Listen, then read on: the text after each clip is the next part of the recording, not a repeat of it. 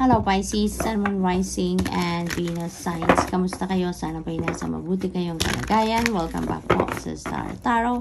Kung bago kayo rito, welcome din kayo. Thank you sa inyong support. I truly appreciate it. God bless you all. Tingnan natin ang mga messages ninyo for the week. Pisces, we have number 42, a woman holding a coin. Ayan. So, napakaganda nito, no? Because there may be abundance coming your way dito, Pisces, no? Maaari din na this is abundance in money, swerte sa pera, swerte sa negosyo, no? Yun ang maaaring maganap dito sa inyo. Maaari din na may mga pinoproseso kayo dito, mga siguro loans sa bangko or any financial institution, maaaring ganon. And there could be someone dito na makakatulong sa inyo, no?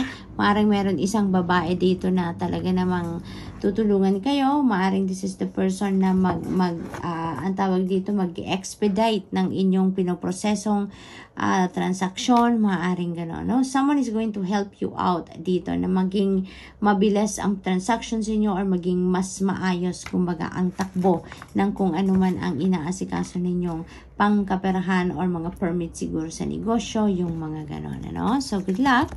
We also have number 14, caring connections. Ayan. So, parang ano to, ha? Parang lagay ito ng inyong relationship, no? Maaring this is love and romantic relationship ninyo wherein you're going to be more caring, you will be more passionate with your person.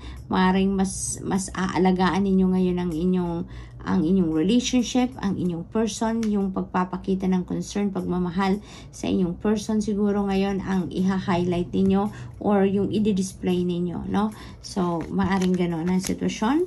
We have angel of love. Ayan. So, meron ditong kapatawaran, forgiveness, no? Maaring ang iba sa inyo dito nanggagaling sa isang sitwasyon wherein siguro merong rough patch na pinagdaanan kayo with your person. Maaring gano'n ang situation dito and maaring ngayon magpapatawad na kayo.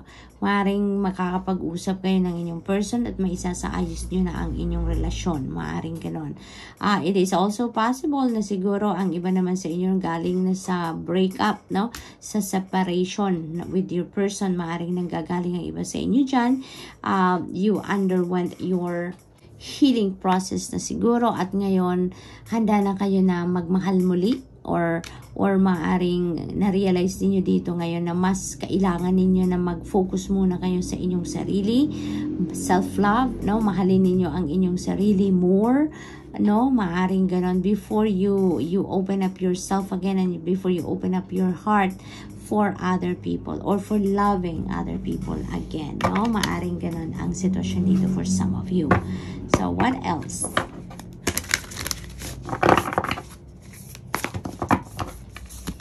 We have blessings, beautiful energy. This could be financial blessings. That could be blessings in other forms naman, no? But definitely, maraming biyaya ang parating sa inyo dito, Pisces. This is a beautiful time to receive blessings dahil nagsisimula pa lang tayo ng bagong taon, bagong biyaya, 'di ba? So, sobrang swerte ninyo sa ngayon. You also have taking risk. Ayan. So, ang iba sa inyo dito, handa na, no? As you take the new, as you enter new year, handa na rin kayo na magbagong buhay, handa na rin kayo na magsimula ng bagong endeavor, bagong sitwasyon sa buhay ninyo. And this is, taking risk, no? So, this is a big decision for you to get out of your comfort zone, no? To take the leap of faith, yung ganon. Kasi, taking risk ito. So, ibig sabihin, maaaring hindi pa ninyo, kung ano man ang gagawin ninyo dito, ano man ang pinagdesisyonan ninyo dito, maybe hindi pa ninyo ito nagawa before, hindi pa ninyo ito nasubukan before. This may be the first time na gagawin ninyo ang bagay na ito, no? So, maaaring ganon ang ganap. Maglalakas loob kayo dyan. We have potential and there is so much potential out there, no? Pisces, kaya siguro maraming blessings na parating sa inyo, maraming opportunities dito then na naghihintay sa inyo and maybe that is one of the blessings na parating sa inyo. ang potential, ang possibilities, and opportunities out there, no, na maaaring naghihintay sa inyo, no? So, that is really beautiful. Tingnan natin kung ano pa ang ganap for Pisces. We have Temperance. Ayan. So, parang, tread life, ngayon, carefully. Parang ganon. Maging maingat kayo, dahan-dahan lang, no? Hindi kailangan na mabilisan dito ang galawan. Hindi kailangan nagmamadali, no? Yun ang akin napipick up dito. Patience, no? Practice patience dito. Hindi kailangan na mag-rush into things, no? Maaring ganon din ang requirement nito para sa iba sa inyo, Pisces, no? So, ayan, kayo? Mag-ingat kayo at magtiyaga, no? Magtiyaga. Yan, yung parang yun ang yung requirement din sa inyo, magtiyaga. We have the Tower energy. There is surprising event dito na mangyayari sa buhay ninyo, sa ibang parte ng buhay ninyo. It could be in different areas. Maaari din naman na isa o dalawang major areas lang magkakaroon ng pagbabago. No? This is a sudden change na mangyayari sa buhay ninyo, no? Bigla-bigla ito mangyayari, no? At maaring hindi ninyo ito mapaghandaan. Hindi ninyo ito sukat akalain na mga pagbabago na maaring mangyari sa buhay ninyo. But kahit ganun pa man ang ganap, Pisces, no? Kahit biglaan ito, kahit hindi ninyo ito plinano, hindi ninyo ito pinaghandaan, maganda ang magiging resulta ng pagbabagong ito. Sa una, maaring mawindang kayo, ma-overwhelm kayo, magulat kayo. But at the end of the day, kapag nakapag-settle na kayo sa kung ano man ang event na mangyayaring ito sa buhay ninyo, ipagpapasalamat ninyo ito to the extent na maaring sabihin ninyo na sana pala, no?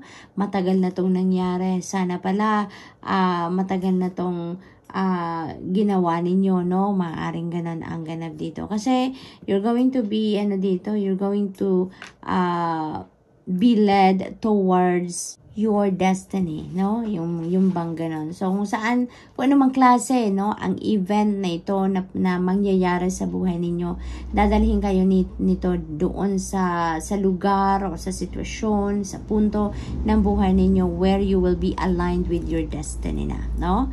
So, what else? We have Wheel of Fortune and Swerte ninyo ngayon.